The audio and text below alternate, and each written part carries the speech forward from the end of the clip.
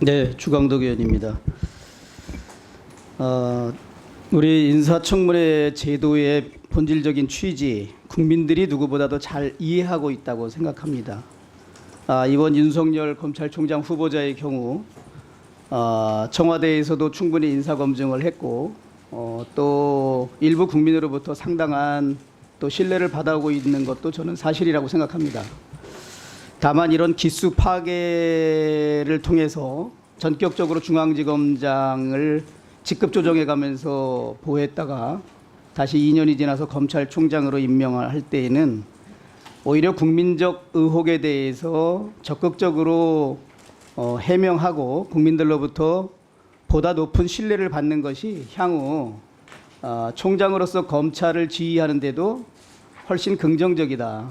그리고 늘 국민들이 윤석열 후보자에 대해서 좋게 평가하는 것 중에 하나가 뭐 사람에 충성하지 않고 다소 당당하게 이렇게 자신의 소신을 펴는 그런 모습이 아닌가 생각합니다.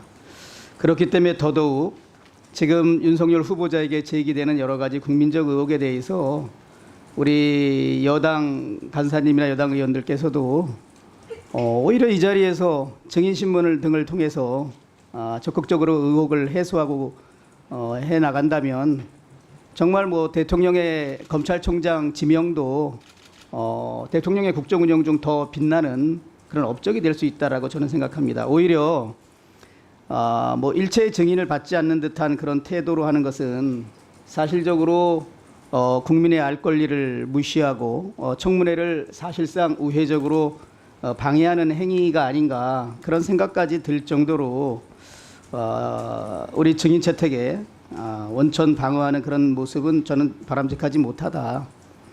정말 공정한 검찰권 행사를 할 수 있고 살아있는 권력에 대해서도 동일한 칼날을 들이대고 모든 의혹이 있는 곳에 검찰권 행사를 적극적으로 또 수사의 공정성을 발휘하면서 할 수 있다면 할 수 있으려면 또 그를 통해서 국민적 신뢰를 한 단계 높이려면 오히려 이번 인사청문회 과정에서 단순히 송기현 간사가 말씀하신 망신주기의 그런 증인 채택이 아니고 충분히 합리적인 그 증인 채택 이유가 있는 사안에 대해서는 적극적으로 증인을 채택해 주시는 것이 국민에 대한 도리이고 그것이 청문회 제도의 의미라고 저는 생각을 합니다.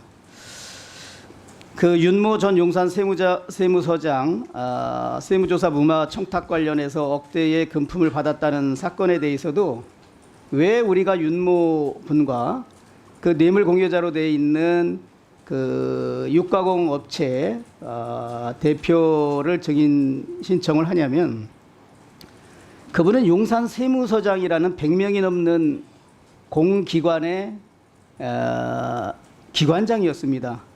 경찰 수사 한두 번 받고 경찰에서 조사받으면서 외국에 나가는 경우에 경찰에 반드시 알리고 나가겠다 이런 진술까지 했는데 2012년 8월 말에 전격적으로 홍콩으로 사실상 해외 도피를 합니다. 그 이후에 캄보디아, 태국 등을 거쳐서 돌아다녔고 경찰에서는 혐의가 상당히 중하고 이게 심각한 범죄이고 도주를 했기 때문에 인터폴에 적색 수배를 하고 기소 중지를 했습니다. 그 다음에 4월 하순경에 태국에서 체포됐습니다. 그래가지고 국내로 왔는데 한 1년 정도 지난 후에 무혐의로 결정이 납니다. 이분은 당시 용산 세무서장으로 재직했고 동생이 대검 중수부의 첨단 과학수사 과장이었습니다. 죄가 없다면 무혐의로 받을 일이라면 수사 전문가인 동생의 자문을 받아도 충분할 텐데 거액의 돈을 사서 변호사를 선임하고 여러 가지 납득할 수 없는 과정을 통해서 무혐의 결정이 납니다. 이 사건은 정말 재수사 국정조사가 필요한 사건이라고 저는 생각을 합니다. 이 사건 변호사 선임 과정이나 이 윤모 전 용산 세무서장과 후보자가 골프를 몇 번 친 것까지도 자인하고 있습니다. 그런데 이 의혹을 밝히기 위해서 이 골프장에 6번에 걸친 경찰의 압수수색 영장 신청을 검찰에서 6번이나 기각합니다. 또 다른 여러 가지 영장도 5번 기각합니다. 그렇기 때문에 이러한 이 저희가 신청한 증인에 대해서는 이건 충분히 합리적인 이유가 있고 공감이 간다.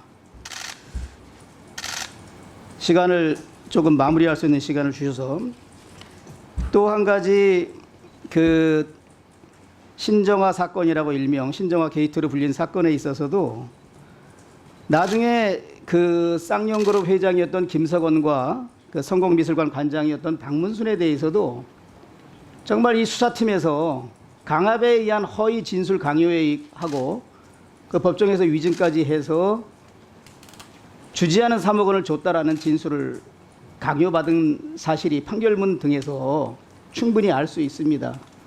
그래서 변양균 전 정책실장께서 너무나 억울해서 이 사건에 대해서 민사소송도 제기하고 여러 가지 문제를 제기합니다.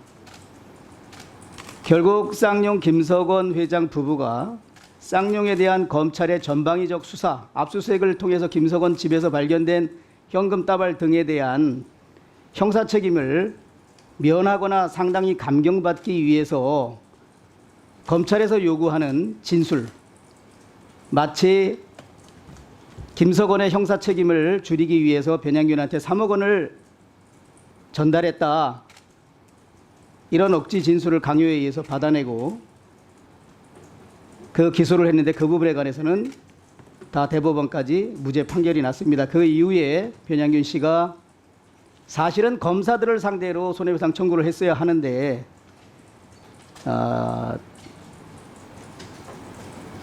피고를 잘못 지정하는 바람에 결국은 민사에서는 패소를 했지만 그 판결의 전 취지를 봤을 때 그러한 허위 지수를 강요한 검사를 상대로 민사소송이나 다른 형사소송을 했다 그러면 저는 충분히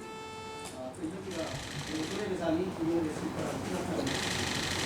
이렇게 합리적으로 의심할 수 있는 이런 사안에 대해서는 저는 증인 채택을 대승적인 차원에서 해 주시는 것이 오히려 총장 후보자한테 제기된 그 의혹을 정말 해소하는 우리 길이 아닌가 생각합니다. 그렇지 않으면 이 문제는 계속 제기될 수밖에 없고, 저는 사실 이게 제기되지 않을 때 특가법상 뇌물수수죄와 뇌물공여죄로 형사 고발을 할 생각을 가지고 있고, 이 부분에 관해서는 국정조사를 또 주장할 생각입니다. 그래서 오히려 청문회 과정에서 이런 의혹에 대해서 해명을 해 주시는 것이 저는 후보자를 위해서도 또 후보자를 지명한 문재인 대통령의 국정 운영을 위해서도 훨씬 긍정적인 면이 많다, 이런 생각을 합니다. 그렇게 해 주시기를 부탁드립니다.